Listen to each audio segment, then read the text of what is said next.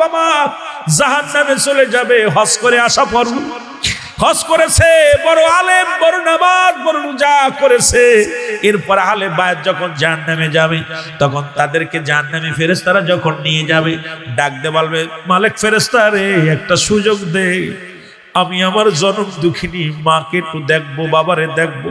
বাবা মায়ের সামনে যখন আনা হবে তখন বাবার বুকের মধ্যে লাথি মারবে, জোরালো পা দিয়ে লাথি মারবে, মার বুকের মধ্যে লাথি মারবে সন্তান।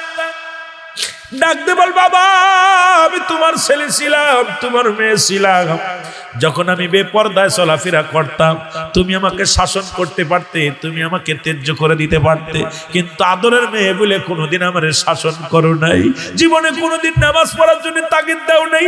কত বন্ধু বান্ধব নিয়ে ওই লালময় পাহাড় দেখতে গিয়েছিলাম, কোনোদিন আমারে গালাগালি করো নাই, রাগ করো নাই, আরো টাকা দিছ, তোমার টাকা দিয়া খরচ করে বন্ধু বান্ধব নিয়ে আমি কত অন্যায় কাজ করে গেলাম।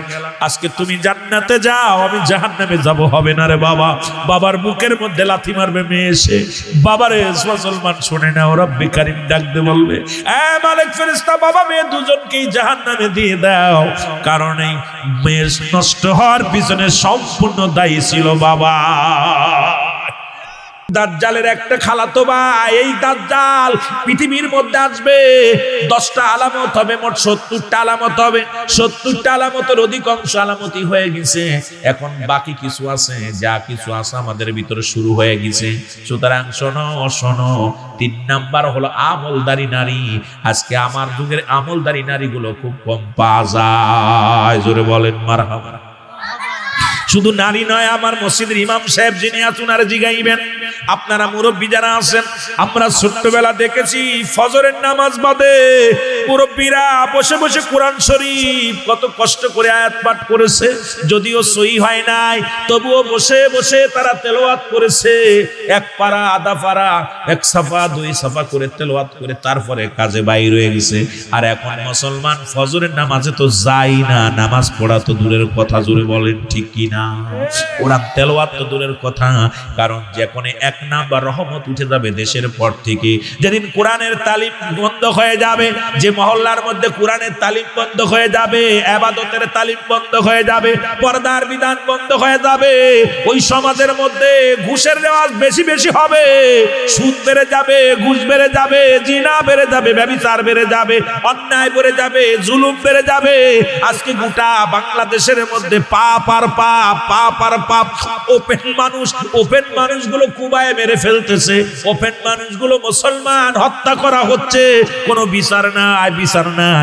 রাত্রে মুসলমান, এমন বিচারক আমার দেশের, এমন রাজনীতি দল, এমন অবস্থা চলতেছে, রাতের মধ্যে মুসলমান আদালত বসায়া মানুষের রায় দিয়ে তারে সারাই দিয়া মুসলমান অপরাধীকে সারা দি ছেড়ে দিচ্ছে। এই তো হলো আমার দেশের অবস্থা। এই জন্য আমাদের দেশের যে মাথাগুলো আছে এদের ধরছে ভূতি, এই ভূতে যাদের ধরছে এদেরকে আগে হটাইতে হবে, জোরে জোরে বলেন ঠিক কিনা? যারা পরিচালনা করে বড় কষ্টের বিষয়, রাত্র আদালত বসে, রাতের অন্ধকারে আদালত বসায়া সন্ত্রাসীদের মুক্তি দেয়, বড় কষ্ট হয়, বড় কষ্টে গুলো আনন্দ লাগে না, কষ্ট লাগে, এটা গজব, যদিও শুনতে খারাপ লাগে, কথাগুলো বলতে হবে, কারণ আমার যুব সমাজ বাঁচাইতে হবে। মুসলমান 3 নাম্বার হলো আমলদারি নারী, 4 নাম্বার হলো গুণবতী রূপবতী নারী। রাসূল বলছে, যারা এই দুনিয়ার মধ্যে যদি কোনো গুণবতী নারী বিবাহ করতে পারো, 1000 বছর ধরে বাইরে থাকবা, জীবনেও বউ পরকিয়া করবে না, জীবনেও বউ আপনারে থুইয়া অন্য কারোর সঙ্গে চলে যাবে না।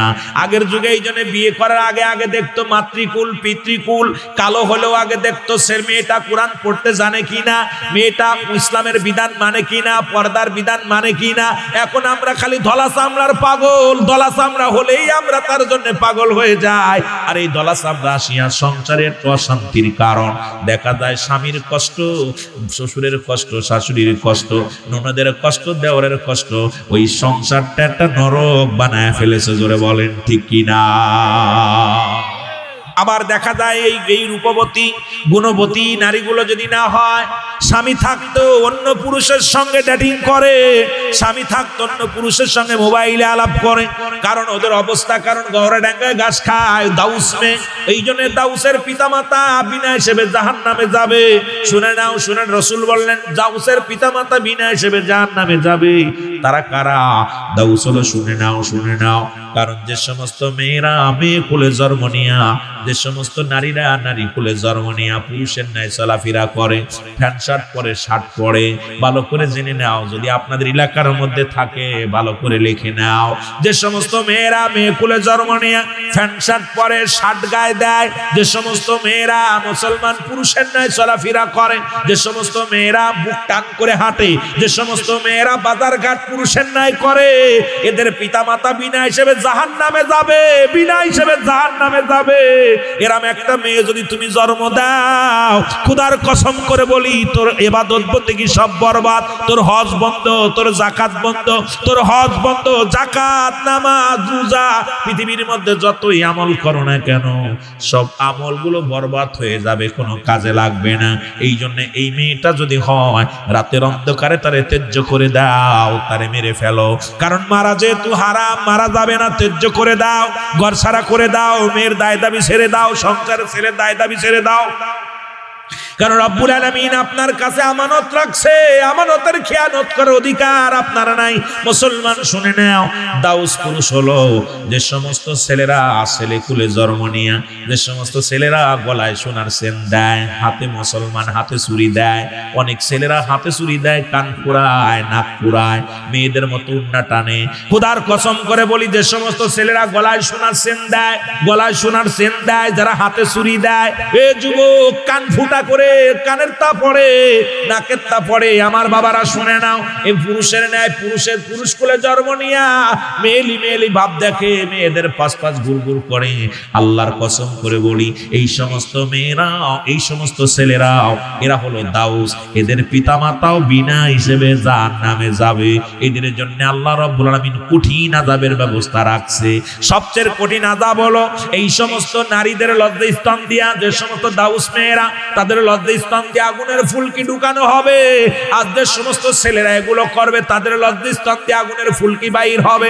আমি যুবকদের হাতে ধরে বলে যাই, পায়ে ধরে বলে যাই, 18 বছরের যুবক হবি জান্নাতি, 18 বছরের 16 বছরের যুবতী হবি জান্নাতি। সুতরাং তোদের জন্য 70 জন করে হুর, 70 জন করে গেলেমান অপেক্ষা করতেছে। এই দুনিয়ার সুন্দরীর প্রেম ছেড়ে দে, সুন্দরীর লালসা ছেড়ে দিয়া রব্বে কারিমের যদি গোলামি করতে পারো, পরে আল্লাহ রাব্বুল আলামিন আবাদান আবাদান চিরস্থায়ী ভাবে এত শান্তিময় জায়গা তোরে দিয়া দিব, যেখানে গেলে আর মন চাবে না আর দুনিয়ায় আসতে। জোরে বলেন মারহাবা। কাদেরে বুঝাইব? আজকে যুবক তো নাই, যাদের দরকার আমার যুব সমাজের আয়োজিত আজকে যুবক বাবারা শোনো, 5 নাম্বার হলো আদর্শবান বাবা মায়ের সন্তান। আজ থেকে প্রতিজ্ঞা করব, কোনো গাঁজাখোরের মেয়ে বিয়ে করবেন না, কোনো মদখোরের মেয়ে বিয়ে করবেন না, কোনো হিরণশিখরের মেয়ে বিয়ে করবেন না, সুদখোর, ঘুষখোর। এ যুবক, তেলের কান্ডা লাগা শোনো, এই জমিনের মধ্যে, এই মাটি হারার দিগির পার জমিনের মধ্যে কে কে সুদ খায় আপনারা জানেন, কে কে ঘুষ খায় আপনারা জানেন। এদের সঙ্গে কোনো আত্মীয়তা চলবে না, আত্মীয়তা করা যাবে না, কারণ এদের ছেলে মেয়ের সঙ্গে কোনো বিবাহ বন্ধনে আবদ্ধ হওয়া যাবে না। এই সুদখোর, ঘুষখোর, হারামখোরের সঙ্গে কোনো আত্মীয়তা করা যাবে না। যদি বাঁচতে চাও মুসলমান শুনে নাও, এখন আমি আপনাদেরকে বলে যাই, যত বড় টাকাওয়ালার মালিক হোক, বাড়িওয়ালার মালিক হোক, হারামখোরের সঙ্গে কোনো আত্মীয়তা নাই, হারামখোরের ছেলের সঙ্গে কোনো আত্মীয়তা নাই, হারামখোরের মেয়ের সঙ্গে কোনো আত্মীয়তা নাই। আজ থেকে প্রতিজ্ঞা করবেন, এখান থেকে কোনো সুদখোর, ঘুষখোর, জিনাখোর, মাদক সেবনকারীর সঙ্গে কোনো সম্পর্ক আমাদের থাকবে না। যদি আল্লাহর বিধান মেনে চলো, তাহলে আল্লাহ বলো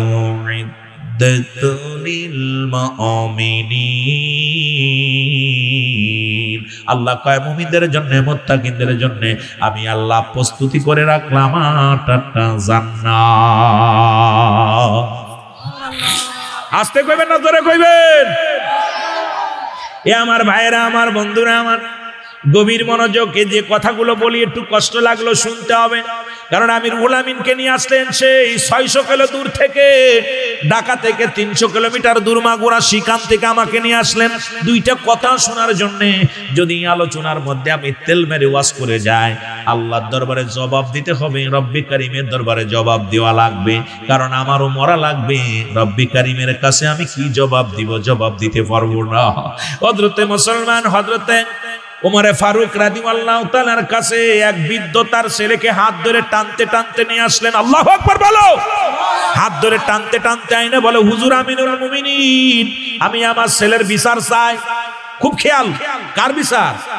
আমার ছেলের বিচার চাই। আল্লাহু আকবার বলো। ছেলের বিচার কে চায়? আরো জোরে বলেন, কে চায়? আব্বা। কে চায়? আব্বা। যিনি বাবা হয়, কেমন সন্তান কেমন বাবা। আমিনুল মুমিনিন, আমার ছেলের বিচার করা লাগবে। খলিফা হযরত ওমরে ফারুক বলে, বাবা তুমি কি আসলে প্রকৃত তোমার ছেলের আব্বা হও? হুজুর আপনার কি বিশ্বাস হয় না? বলে, তুমি ছেলের জন্য আমার কাছে বিচারের জন্য আসছো? কয়, হুজুর আমি আমার ছেলের জন্য বিচার চাই। ছেলের দিকে তাকায়া খলিফা হযরত ওমরে ফারুক ডাক দে বলে, বাবা উনি কি তোমার বাবা হয়? জি বলে, আমার জন্মদাতা বাবা। আল্লাহু আকবার বলো। আর একটু জোরে বলো, আল্লাহু আকবার। ডাক দে বলে, হুজুর উনি আমার আব্বা হয়। দেখছেন, আগে খলিফা হযরত ওমরে ফারুক জেনে নিলেন ভালো করে, তোমার আব্বা হয়নি আর তোমার ছেলে হয়নি। কয়, জি হুজুর আমার বাপ বেটা। বলে, বাবা তোমার জন্য বিচারের জন্য আমার দরবারে আনছে, আর আমি খলিফা হযরত ওমরে ফারুক ন্যায় বিচার করি, কোন রকম কোন ছাড় হবে না। যার অন্যায় হবে, অন্যায় করলেই বিপদ। বাপের যদি অন্যায় হয় বাপের কতল, ছেলের যদি অন্যায় হয় ছেলেও কতল, এমন বিচার করব। বাবা বলো। খলিফা হযরত ওমরে ফারুক ডাক দে কয়, বিদ্যারে তুমি মুরব্বী মানুষ, তুমি তোমার ছেলের বিরুদ্ধে কি অভিযোগ? তাড়াতাড়ি বলো তোমার অভিযোগগুলো কি? কয়, হুজুর এক নম্বরে হলো আমার, এক নাম্বার বিচার আমার ছেলে মাদক সেবন করে। কি করে? মাদক খায়, গাঁজা মদ ইয়াবা এগুলো মাদক সেবন করে। খলিফা হযরত ওমরে ফারুকের চোখ দুটি বড় লাল হয়ে গেছে। ডাক দেখো, যুবক এটা তো হারাম, তুমি এটা ভক্ষণ করো। বলে, হুজুর আগে জানতাম না, এখন জানলাম। 2 নাম্বার বিচার। কয়, হুজুর 2 নাম্বার আমার ছেলে মানুষ হত্যা করছে। কয়, মানুষ হত্যা মহাপাপ, তুমি মানুষ হত্যা করেছো? বলে, জি হুজুর।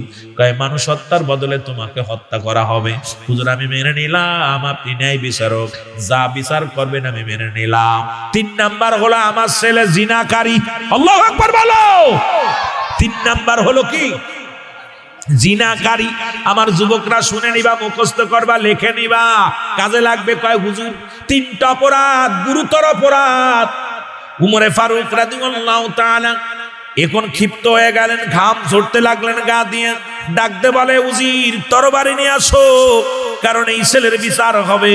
যেহেতু সে জিনা করেছে, জিনার শাস্তির বিধান কি সে জানে না? সে কি মানুষ হত্যা করেছে, এই বিধান কি সে জানে না? খলিফা হযরত ওমরে ফারুক ডাক দে কয়, যুবক তুমি যে জিনা করেছো, তুমি কি জিনার শাস্তির বিধান জানো? কয়, হুজুর না। ডাক দে বলে, শোনো, যদি কোন যুবক কোন যুবতী, অবিবাহিত নারী অবিবাহিত পুরুষ যদি জিনা করে, ভালো করে লিখে নেন, যদি কোন অবিবাহিত নারী অবিবাহিত পুরুষ যদি জিনা করে, শাস্তির বিধান হলো তার গায়ে 100 ডুরা মারতে হবে। 2-4টে মারা পর যেন মারা যায়। এরে আস্তে আস্তে করে সোয়াইলে চলবে না। আজকে জিনা করে ছেলের পক্ষে বাবা উকলাতি করে। আরে কপাল পোড়া বাপ, এর জিনাকারী সন্তানকে দুনিয়া থেকে পুড়ায়া শেষ করে দে, জিনাকারী মেয়ের দুনিয়া থেকে বিদায় করে দে, ওই সন্তানের জন্য জাহান্নামে যাবি। মুসলমান শুনে নাও, আজকে আমার দেশে এমনই কপাল খারাপ, এমনই বদনসিব, ওই জিনাকারী সন্তানের পক্ষে আদালতে বাপে ওঠে, মা ওঠে, জিনাকারী ছেলে মেয়ের পক্ষে রায় নেয়। আরে কপাল বড় মন্দ, বড় কষ্ট হয়। ওই সন্তানকে ত্যায্য করে দে, তারে দুনিয়া থেকে বিদায় করে দে। যখন যদি কোন যুবক যুবতী, অবিবাহিত নারী অবিবাহিত পুরুষ জিনা করে, এই জিনার শাস্তির বিধান হলো 100 ডুরা মারতে হবে। যদি কয়েকটা মারা পর যদি মারা যায়, বাকিটা তারে গোসল করাতে হবে, কাপন করাতে হবে, দাপন করাতে হবে। দাপন করায়া কবর উপর দিয়ে মারতে হবে, কারণ তবু এই সিনার শাস্তির বিধান এটা মাপ চাইলে হবে না, এটা মাপ চাইলে হবে না। মুসলমান শুনে নাও, খলিফা আমিনুল মুমিনিন ডাক দিয়ে কয়, ও যুবক, তুমি কার বিরুদ্ধে অভিযোগ করো? যিনি তোমার বাবা। আরে বাবা মায়ের কত দাম, বাবার কত মূল্য রে, মার কত মূল্য। এটা নিয়ে আলোচনা করতে গেলে সময় অনেক লাগে। আসরের পরও দেখেছি একজন আলেম আলোচনা করেছিল আব্বা মার নিয়ে, জুরাইজকে নিয়ে একটা আলোচনা করেছিল। জুরাইজের মা দোয়া পর দোয়া করেছিল, বাবা জগৎ বিখ্যাত অলি হবি, তবে জেনাকারী হইয়া কবরে যাবি। মা দোয়া কবুল হয়ে গেছিল। এ যুবক, আমি ওদিকে নয়, যতটুকু আলোচনা এসে 2-4 জনের জবান থেকে শুনছি রে মুসলমান শুনে নাও। যুবক ডাকতে বলে, হুজুর আপনি যে বিচার করবেন আমি আপনার বিচার মেনে নিলাম, তবে আমার বিচারের আগে বাবার বিচারটা করা লাগবে। আল্লাহর নবীর পাগল হযরত ওমর ফারুক ডাকতে বলে, যুবক তোমার বাবার বিরুদ্ধে তুমি অভিযোগ দাও, তোমার কত বড় সাহস? বলে, হুজুর আমি আমার বাবার বিরুদ্ধে অভিযোগ কেন দিই? কারণ আমি জানি আপনার কাছে ন্যায় বিচার পাবো, জানি আপনি ন্যায় বিচারক, এই জন্য আপনার কাছে আমি জানাইলাম। বলো, যুবক রে তোমার কি বিচার? আগে বলো তোমার বাবার বিরুদ্ধে কি অভিযোগ? বলে, হুজুর 1 নাম্বার অভিযোগ, আমার আব্বা সে আমাকে একটা ভালো মা দেয় নাই। প্রাথমিক বিদ্যালয় হলো মায়ের কল। আমি এমন একটা মার গর্ভে আমি জন্ম নিয়েছি, যে মা হলো দাউস, যে মা অন্য পুরুষের সঙ্গে মেলামেশা করে, যে মা বাজারে ঘাট করে পুরুষের মধ্যে যাইয়া, যে মা ইসলামের বিধান মানে না। হুজুর 1 নম্বর অপরাধ করেছে আমার আব্বা জান, সে আমাকে একটা ভালো মা দেয় নাই। সুতরাং আমি একটা দাউস মা, এমন একটা জাহান্নামী মা পেয়েছি রে, ওই মার থেকে কিছু আমি অর্জন করতে পারি নাই।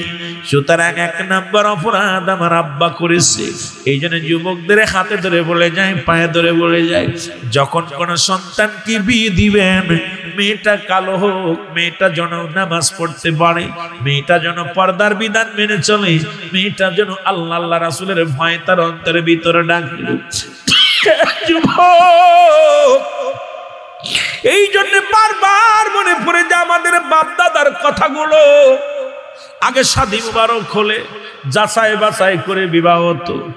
মায়ের কুল, মাতৃকুল, পিতৃকুল, ওর বংশে চোর বাটপার আসেনি, ওর বংশে কোনো বেনামাজি গাঁজাখোর মদখোর আছে কিনি। এখন তো সেই সুযোগটার বাবাদের দেওয়া হয় না। এখন নিজেরাই তো হাত ধরে নিজের কপাল নিজে পুড়াইতেছি, নিজের পায়ে নিজেই কুড়াল মারছি রে যুবক বাবারা আমার। শোনো শোনো গো, হুজুর 1 নম্বর অপরাধ আমার আব্বা করেছে, সে আমাকে একটা ভালো মা দেয় নাই। জোরে জোরে চিল্লায় বলো মারহাবা। আমি যুবকদের হাতে ধরে বলে যাই, একজন রিক্সা চালকের মেয়ে বিয়ে কর, ভ্যান চালকের মেয়ে বিয়ে কর, একজন মুসলমান ওই হালাল খোর বান্দে বিয়ে কর, ইমানদার বান্দে বিয়ে কর। এ যুবক, যার ভিতর থেকে কিছু আশা করা যায়, যার ভিতর থেকে কিছু ভালো আসবে রে যুবক। আরে ধলা চামড়ার পাগল হোস না, সুন্দরী চামড়ার পাগল হোস না, কারণ এই জাতি তোরে শেষ করে দিবে, জাহান্নামের ভিতরে নিয়ে যাবে। এই দুনিয়া কদিনের জন্য কাটাইবি রে বাবা? 50 বছর 40 বছরের জিন্দেগি তোর কদিনের জন্য শেষ হয়ে যাবে। রব্বি কারীম তো নিজেই বলে, কুল্লু মান আলাইহা ফান। লাকায়ে বান্দারে, এই জমিনটা আমি চূর্ণ বিচূর্ণ করে দিব।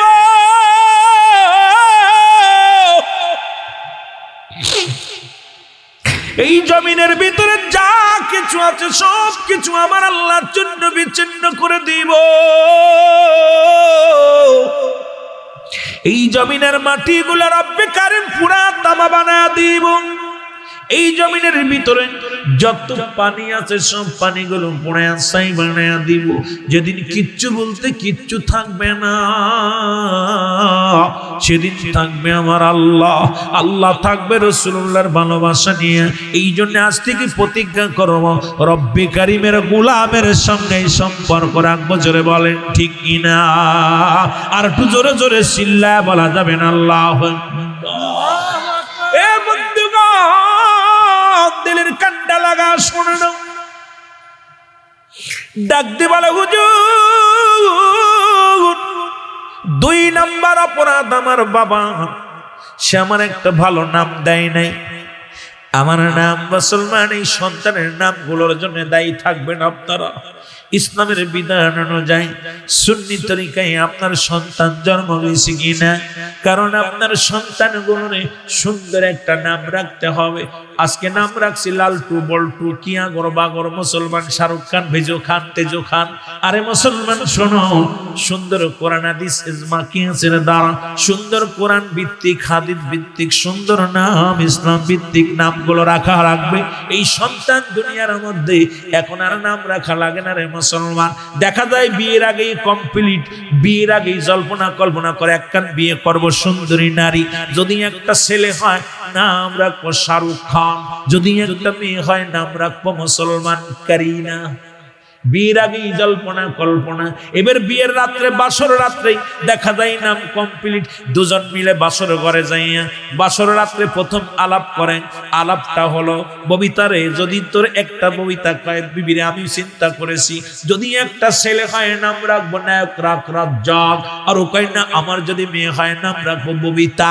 ও যুবক শুনে নাও, শুনে নাও, রাসূল পাক সাল্লাল্লাহু আলাইহি ওয়াসাল্লামের বিধান শোনো, ইসলামের বিধান শোনো।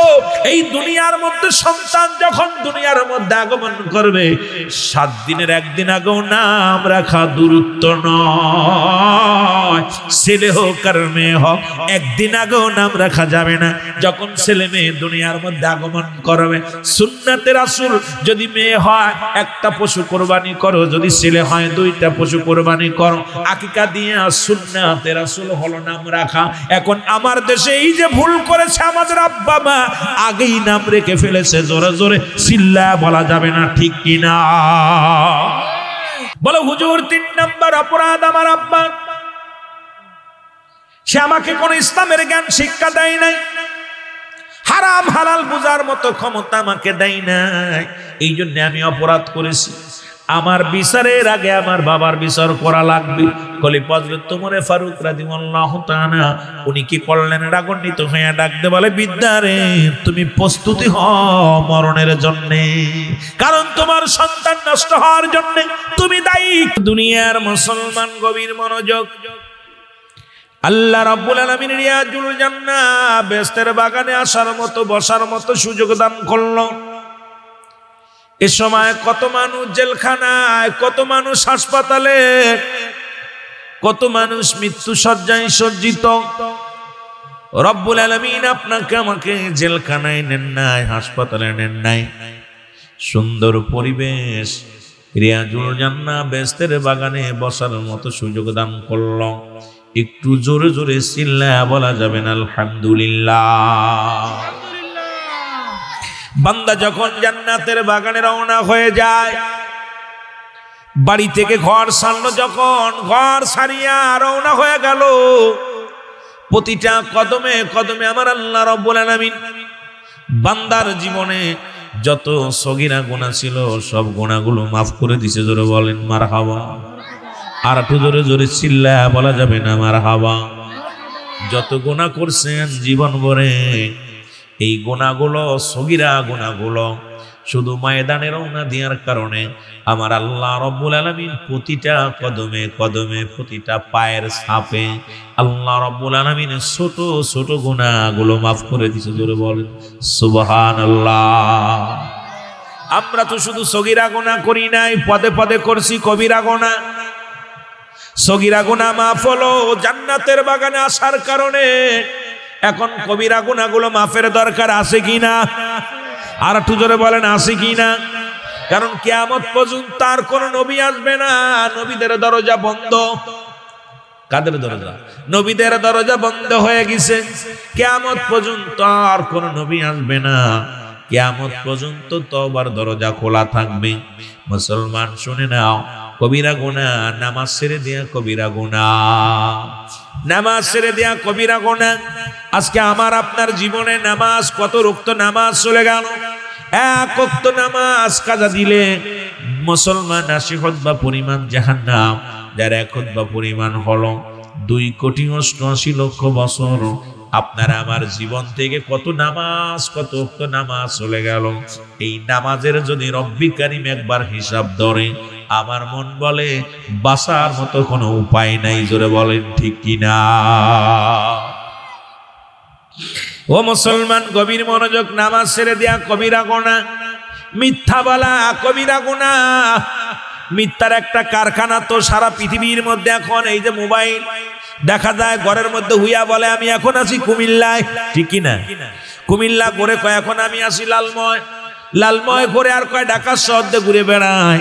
কারণ মিথ্যার বড় কারখানা বাংলাদেশে। খানে দাজ্জালের একটা বাইক, দেখুন দুনিয়ার মধ্যে দাজ্জাল আসবে, সেই দাজ্জালের একটা বড় চিত্র কিন্তু দুনিয়ার মধ্যে আগমন করেছে ইন্টারনেট। যা পাপের বোঝা, যা গুনাহ, এত পরিমাণ গুনাহ, আমরা আমও দুনিয়ার মধ্যে গুনার পাপের বোঝাগুলো নিয়ে ঘুরতেছি। রব্বে কারীম যেন আমাদেরকে ক্ষমা করে দেয়। জোরে বলো না আমিন। বেগানা নারীর সঙ্গে দেখা দেয়া কবিরা গুনাহ, বেগানা পুরুষের সঙ্গে দেখা দেয়া কবিরা গুনাহ। এই ওয়াজ তো বাংলাদেশে করাই যাবে না, করলেই বিপদ। যদি এই ওয়াজগুলো করি, হাজার আলেমের চাকরি চলে যাবে, হাজার হাজার উলামা একরামের চাকরি চলে যাবে। কারণ ইসলামের বিধান যদি মেনে চলো, যেটা হারাম, হারামকে হালাল বলার ইখতিয়ার কোনো পৃথিবীর কোনো আলেমের নাই। কারণ পৃথিবীর মধ্যে কোনো হালালকেও হারাম বলার ইখতিয়ার কারণ নাই। বেগানা নারীর সঙ্গে দেখা দেয়া কবিরা গুনাহ, যাদের সঙ্গে দেখা দেয়া হালাল, যাদের সঙ্গে দেখা দেয়া জায়েজ, তাদের সঙ্গে বিয়ে করা হারাম। যাদের সঙ্গে দেখা দেয়া হারাম, তাদের সঙ্গে বিয়ে করা জায়েজ। সুতরাং পৃথিবীর মধ্যে এই বিধানটা, ইসলামের বিধানটা যদি কোনো মানুষ মানে, আমার মন বলে আজকে আমার আপনার ঘরটা, একটা ঘরের মধ্যে এই বিধানগুলো নাই। এই জন্য ৫টা গুণের নারী বিয়ে করার কথা রাসূল পাক সাল্লাল্লাহু আলাইহি ওয়াসাল্লাম বয়ান করছেন। কারণ নবীজির আম্মার ভিতরে ছিল যে ৫টা গুণ, সেই ৫ গুণের নারী দরকার। এ মুসলমান শুনে নাও, অলিকুলের সম্রাট যারে আমরা চিনি, বড় পীর আব্দুল কাদের জিলানী, যার মায়ের ভিতরে ছিল ৫টা গুণাগুণ। সুতরাং অলিকুলের শিরোমণি, ওনার মায়ের ভিতরে ছিল ৫টা গুণ। আমার নবী কুলের শিরোমণি যিনি রাহমাতুল লিল আলামিন, তার মায়ের ভিতরে ছিল ৫টা গুণ। জোরে জোরে বলো মারহাবা, আর একটু জোরে জোরে বলো আল্লাহু আকবার। বাবা সময় কম, কাজ বেশি, কারণ অল্প সময় পাবো। অনেক আলোচনা বিস্তারিত করে আলোচনা করতে পারবো না, কারণ সময় দরকার। সময়ের উপর বিস্তারিত আলোচনা করা যায়, কিন্তু এটা সময় আমি আপনাদেরকে দিতে পারবো না যেটুকু সময় দিই। ১ নাম্বার হলো মুসলমান শুনে নাও, ৫টা গুণের নারী বিয়ের কথা বলছে নবীজি। তার মধ্যে ১ নাম্বার হলো সতীত্ব, আমানতদারি। জোরে বলা যাবে না মারহাবা? এর যুবকেরা জোরে বলো মারহাবা। ১ নাম্বার হলো সতীত্ব, আমানতদারি। আজকে আমার দেশে কয়টা নারী আছে? খালাতো ভাই, মামাতো ভাই, ফুফাতো ভাই। সর্বনাশের মূল এ মুসলমান, মামাতো ভাইয়ের চেহারা দেখা হারাম, খালাতো ভাইয়ের চেহারা দেখা হারাম, ফুফাতো ভাইয়ের চেহারা দেখা হারাম। এ কুমিল্লার বাবারা শুনে নাও, শুনে নাও, এর কারণ নাই দুনিয়ার মধ্যে, শুনে নাও। এই জন্য ১ নাম্বার হলো সতীত্বর আমানতদারি। জোরে বলা যাবে না মারহাবা? কষ্ট হচ্ছে আপনাদের? আওয়াজ দিয়ে বলেন, কারণ ওয়াজের সময় লোকজন, যুবকরা আইলে একটু আলোচনা করা যায়। এখন কাদের শোনাইবো? মহব্বতে। ১ নাম্বার হলো, ১ নাম্বার বলতেছিলাম সতীত্বর আমানতদারি। ২ নাম্বার হলো পর্দাশীলতা নারী। মারহাবা বলো, আরো জোরে বলো, আরো জোরে বলো আল্লাহু আকবার। ২ নাম্বার হলো মুসলমান পর্দাশীলতা নারী। আজকে আলেমের বাড়ি পর্দা নাই, মৌলবীর বাড়ি পর্দা নাই, ইমামের বাড়ি পর্দা নাই।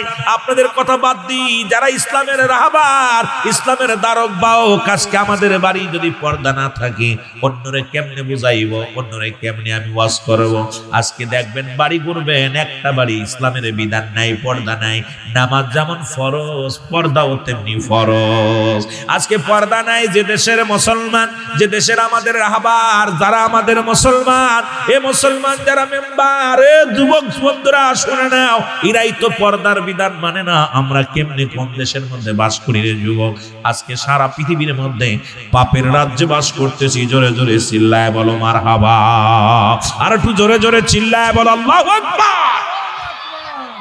2 নাম্বার হলো বলতেছিলাম, 2 নাম্বার ভালো করে লিখে নিবা। 2 নাম্বার হলো পর্দাশীলতা নারী। 3 নাম্বার হলো আমলদারি নারী। এখন আমল চলে গেছে খালি অনলাইনে গেম আর অনলাইন বাজারে। ছোট্ট ছোট্ট মেয়েদের, ছোট্ট ছোট ছেলেদের হাতে মোবাইল ফোন, আর এটার মধ্যে এত নোংরা বেফানা ছবি আছে। যদি কোনো পীর সাহেব যদি বলে আমি ল্যাংটা মেয়ে দেখি নাই, আমি কইরে 1 নাম্বার বাটপার, 1 নাম্বার গুন্ডা, ওইটা চোর। কারণ এই মোবাইলের ভিতরে ল্যাংটা ছবি নাই, এটা আমি বিশ্বাস করি না। জোরে জোরে চিল্লায় বলেন ঠিক কিনা? ডাকব গো মাওলা তোমারে আমি কোন নাম দইরা ডাকলে গো মাওলা, কোন নাম দইরা ডাকলে গো আল্লাহ খুশি হবে মোর পরে। আমি কোন নাম দইরা ডাকব গো মাওলা তোমারে। আল্লাহ আল্লাহ ও দয়াল আল্লাহ রে, আমি কোন নাম দইরা ডাকব গো মাওলা তোমারে। আমি কোন নাম দইরা ডাকব গো আল্লাহ তোমারে। আল্লাহ আল্লাহ অগয়াগ ডেকেছেন মৌসা গনবী, তোর পাহাড়ে গেছেন গোসলি। আইরে পাহাড় জইলা শর্মা হইল, পাহাড় জইলা শর্মা হইল, মৌসা কেনে না জহলে। কোন নাম দইরা ডাকব গো আল্লাহ তোমারে। আল্লাহ আল্লাহ ও দয়াল আল্লাহ রে, আমি কোন নাম দইরা ডাকব গো মাওলা তোমারে। আমি কোন নাম দইরা ডাকব গো আল্লাহ তোমারে। আল্লাহ আল্লাহ কোন নাম দইরা ডাকলে গো মাওলা, কোন নাম দইরা ডাকলে গো আল্লাহ রাজি হবে মোর পরে। হায় হায় খুশি হবে মোর পরে। কোন নাম দইরা ডাকব গো আল্লাহ তোমারে। আল্লাহ আল্লাহ অগয়াগ ডেকেছেন এই নবী, মাসের পেটে রইল তিনি। আইরে মাসের পেটে রইলে নিনুস, মাসের পেটে রইলে নিনুস, হজম নাহি না করলে। কোন নাম দইরা ডাকব গো মাওলা তোমারে। মারহাবা আল্লাহ আল্লাহ ও দয়াল আল্লাহ রে, ও দয়াল মাওলা রে, আমি কোন নাম দইরা ডাকব গো মাওলা তোমারে। আল্লাহ আল্লাহ অগয়াগ ডেকেছেন ইব্রাহিম নবী, নমরুদেরা গনে গো ফেলছে আমরা শুনেছি। আইরে আগুন হইল ফুল বাগিচায়, আগুন হইল ফুল বাগিচা, পশম নাহি না পড়ে। কোন নাম দইরা ডাকব রে মাওলা তোমারে। মারহাবা আল্লাহ আল্লাহ ও দয়াল আল্লাহ রে, ও দয়াল আল্লাহ রে, আমি কোন নাম দইরা ডাকব গো মাওলা তোমারে আমি কন্নাম দইরা ডাকব গো মৌলা তোমারে আল্লাহ আল্লাহ আল্লাহ আল্লাহ আল্লাহ আল্লাহ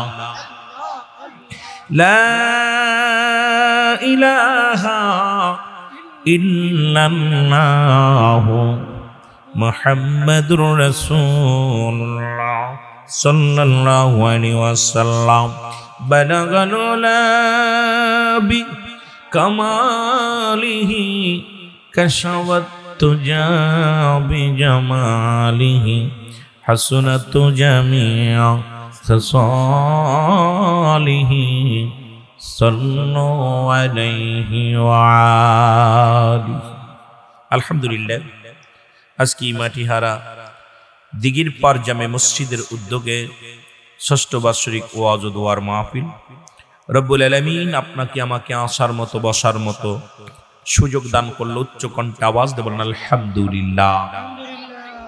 আজকের এই মাহফিল থেকে সালাম ও কদম মুসি জানাই কুল কায়নাতের নবী, নবীদের নবী, রাহমাতাল লিল আলামিনের পুত পবিত্র কদম মোবারকে। সালাম ও কদম মুসি জানাই বাংলাদেশের অসংখ্য হক্কানি ওলি আল্লাহদের কদম মোবারকে, যাদের কথা আল্লাহ তাআলা কুরআনুল কারীমের মধ্যে সূরা ইউনূসের মধ্যে 11 নম্বর পারা 62 নম্বর আয়াত আল্লাহ নিজেই ঘোষণা করে আলা সাবধান ইন্নানি সালা ইন্না উলিল্লাহি, আল্লাহর তরফ থেকে যারা ওলি হয়, লা নাই খাউফুন শব্দের অর্থ ভয়, ওয়ালা যদি অবস্থান করে হুমাদের উপরে জানুন, তাদের কোনো চিন্তা নাই ভাবনা নাই। মেরকাত সূরা মেরকাতের 10ম খণ্ড 722 নম্বর পৃষ্ঠা তাফসীরুল বায়ান 5ম খণ্ড 524 নম্বর পৃষ্ঠা রাসূল আকরাম সাল্লাল্লাহু আলাইহি ওয়াসাল্লাম বয়ান করেন আলা সাবধান ইন্নানি নিশ্চয় আলা ইন্না উলিল্লাহি, আল্লাহর তরফ থেকে যারা ওলি হয়, লা ইয়ামুত, তাদের মৃত্যু নাই। অসংখ্য আল্লাহর ওলিরা এই জমিনের মধ্যে শুয়ে আছেন, প্রত্যেকের জানাই সালাম ও কদম সালাম। জানা আজকের মাহফিলের সম্মানিত সভাপতি মোহাম্মদ মন্তু মিয়া সাহেব, বিশিষ্ট দানবীর ও আজকের মাহফিলের সম্মানিত প্রধান মেহমান যারা আছেন জনাব আব্দুল হক সাহেব, আজকের মাহফিল পরিচালনা আছেন ভাই মোহাম্মদ সাব্বির হোসেন সাহেব। আজকের মাহফিলের বিশেষ বক্তা যে সমস্ত উলামায়ে কেরাম যারা আপনাদের আতাউল্লাহ বিন মুসলিম সাহেব, আজকের মাহফিলের বিশেষ বক্তা জনাব হযরত মাওলানা সাব্বির আহমেদ ওসমানী সাহেব, আজকের মাহফিলের সম্মানিত প্রধান মেহমান যিনি শেখ সুফি, যিনি আজকের তরিকাতের একজন রাহবার, যিনি প্রধান অতিথি জনাব হযরত মাওলানা মোহাম্মদ ফারুক শেয়ারুদ সিদ্দিকী সাহেব, আজকের মাহফিলের সম্মানিত প্রধান মেহমান জনাব মোহাম্মদ সাআদ সিদ্দিকী সাহেব, অন্যান্য ওলামায়ে কেরাম, মসজিদের ইমাম সাহেব, মুসল্লিগণ, সামনের উপস্থিত আশিকান জাকিরান, দনপ্রাণ মুসলমান ভাই বন্ধুগণ, পর্দারের মা বোনেরা, খাস করে আজকের মাহফিলে যে সমস্ত ভাইয়েরা ভলেন্টিয়ার ভাইয়েরা আছেন, যে সমস্ত ভাইয়েরা এই মাহফিল সাজানোর জন্য এত কষ্ট করেছেন, ক্লান্ত হয়েছেন, এত কষ্ট করে প্রোগ্রাম সাজিয়েছেন, রব্বে কারিম আপনাদেরকে প্রোগ্রামটা সাজানোর জন্য সার্বিক সহযোগিতা রব্বুল আলামিনের উপর থেকে আসছেন এবং মানুষের সাহায্য আপনারা পেয়েছেন। সকলের সাহায্য সহযোগিতার মাধ্যমে সুন্দর প্রোগ্রাম সাজাইয়া বসার মতো আসার মতো সুযোগ আল্লাহ দান করছে। উচ্চ কণ্ঠে বলেন আলহামদুলিল্লাহ।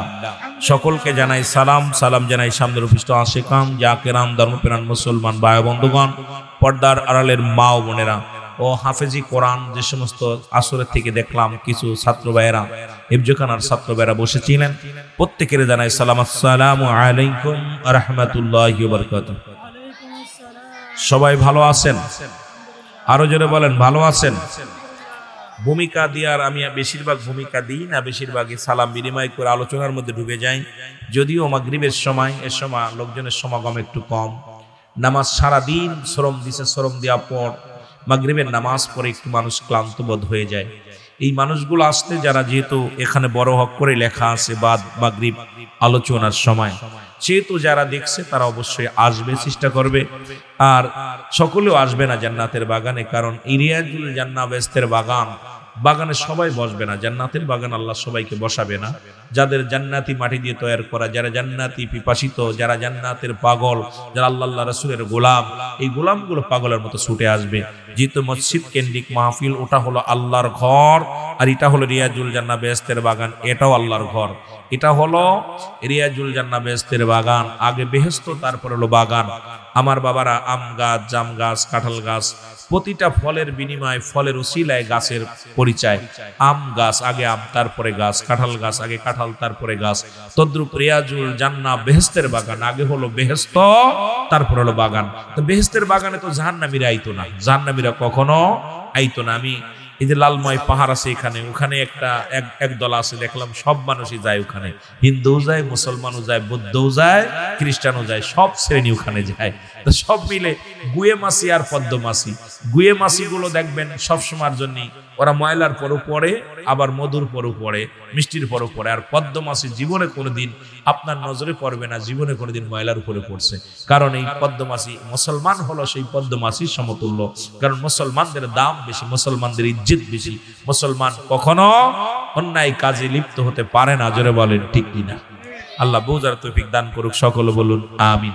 তা আমার বাবারা, আজকে যে সূরা হাসরের 3 আয়াত পাঠ করলো, এই 3টা আয়াত যখন কোনো বান্দা ফজরে তেলাওয়াত করে, সারা দিন 70,000 ফেরেশতা তার জন্য মাগফিরাত কামনা করে, দোয়া করে, সবরেসানি করে, চারিদিকে বন্টন, রহমতের ফেরেশতারা বন্টন করে। আবার যখন ঈশান নামাজ পড়ে শোয়ার আগে আবার যখন এই 3 আয়াত পড়ে তেলাওয়াত করে যখন শোবে, সারা রাত আবার 70,000 ফেরেশতা, কারণ আবার বদলো ওই 70,000 ফেরেশতা বদলি হয়ে আরো 70,000 ফেরেশতা আইব। সেই ফেরেশতাগুলো সারা রাত ভরে আপনার জন্য রহমত পালন করবে, আপনার জন্য দোয়া করবে। সুতরাং আজকের মাহফিলে আজকে সূরা হাসরের 3 আয়াত দিয়ে শুরু হয়েছে। জোরে বলুন না মারহাবা, আরো জোরে বলেন মারহাবা। এরপরে নাতে রাসূল, এরপরে আল্লাহর গুণগান, এরপরে আলোচনা। রব্বুল আলামিন মাহফিলটাকে কবুল করুক। জোরে বলুন আমিন। মহব্বতের সঙ্গে দুরূদ শরীফ পড়ুন। আল্লাহুম্মা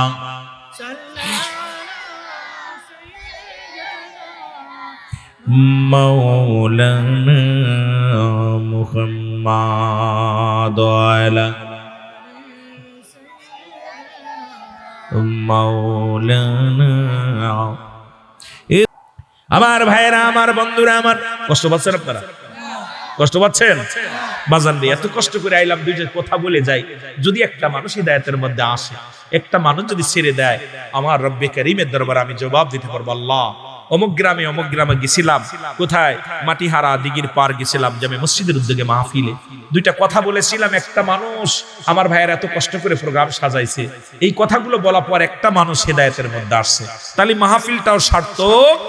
আমিও আল্লাহর দরবারে কিছু জবাব দিই নাই, আমার আল্লাহ আমার জিব্বা কাটবে, অধিকাংশ আলেমের জিব্বা কাটবে। কারণ 3 শ্রেণী আলেম জাহান্নামে যাবে। তার মধ্যে এক নাম্বার হলো ইলম অর্জন করছে মানুষকে ঘায়েল করার জন্য। দেখবেন তার ইলম চর্চাই হলো অন্য আলেমের ভুল ধরার জন্য, খালি চিন্তা থাকবে কারে ধরবো, পরাজয় করার জন্য। দ্বিতীয় নাম্বার হলো ইলম অর্জন করছে যিনি দুনিয়াবি কামানোর জন্য, দুনিয়ার ধন সম্পদ টাকা পয়সা রোজগার করে। আমি রুহুল আমিন সিদ্দিকী, টাকার পাহাড় হবে, বাড়ির পাহাড় হবে। 3 নাম্বার ইলম, যে ব্যক্তি ইলম অর্জন করছে দুনিয়ার মধ্যে নাম যশ খ্যাতি অর্জন করার জন্য, যে আমার মতো মুক্তি আর পৃথিবীর মধ্যে কেউ নাই, আমার মতো রুহুল আমিন আর কেউ নাই। এই 3 শ্রেণী আলেমদেরকে বেইজ্জতি করা হবে, এত লাঞ্ছনা করা হবে, এত কঠিন আযাবের মধ্যে ফেলা হবে, কারণ 3 শ্রেণী আলেমই জাহান্নামে যাবে। আজকে আমার দেশে দেখতেছি এই 3 শ্রেণী আলেমই বেশি। কেউ আসি দুনিয়া কামানোর জন্য, কেউ আসি নাম যশ খ্যাতি কামানোর জন্য, কেউ ইলম অর্জন করতেছি আমরা বর্তমান কারে ঘায়েল করা যায়, যে আমি ঘায়েল করব, খালি ধরার জন্য বসে আছি। এগুলো বন্ধ করো, ইবাদত আল্লাহকে রাজি খুশি করার জন্য। আমার ইলম চর্চা হবে রব্বে কারীমকে পাওয়ার জন্য। জোরে বলেন ঠিক কিনা? আরো জোরে বলেন ঠিক কিনা? মুহাব্বতের সঙ্গে দুরূদ শরীফ পড়েন। আল্লাহুম্মা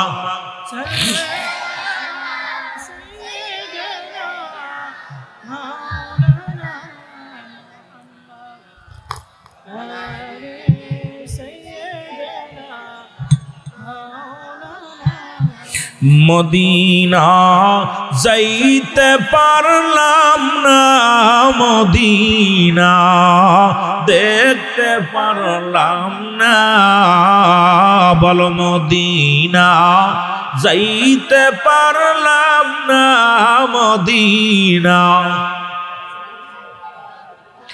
আমি অসহায় তাই এত দূরে রই, বলো অসহায় তাই এত দূরে রই, দূর থেকে সালাম জানাই, বলো দূর থেকে সালাম জানাই, মদিনা যাইতে পারলাম না মদিনা, দেখতে পারলাম না বল মদিনা, মদিনা মদিনার নাম কত মধু,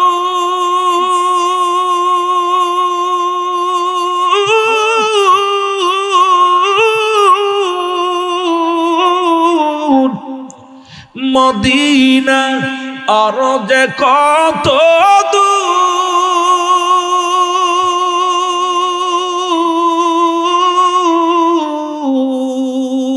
ওই মদিনার পথের দুলি বলো, ওই মদিনার মাখতে পারলাম না মদিনা, যাইতে পারলাম না মদিনা। আরো জোরে জোরে বলেন মদিনা, যাইতে পারলাম না মদিনা। আমি অসহায় তাই এত দূরে রই বলো, অসহায় তাই দূর থেকে সালাম জানাই বলো, দূর থেকে সালাম জানাই মদিনা,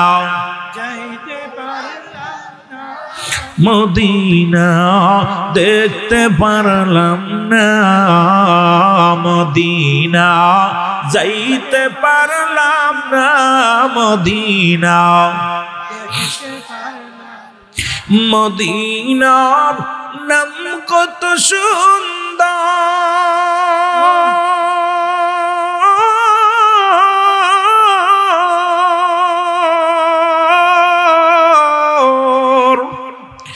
মদিনা কের সে অন্তর,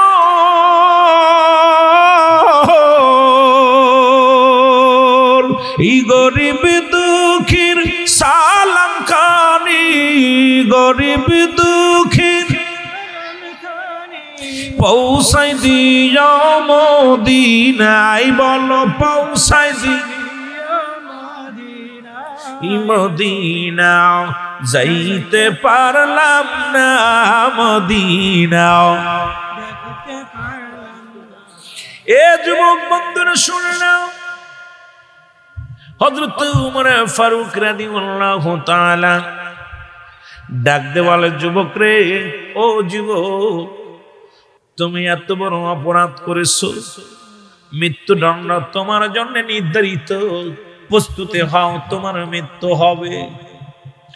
এর যুবক ডাক দে বলে, আমিনুল মুমিনিন,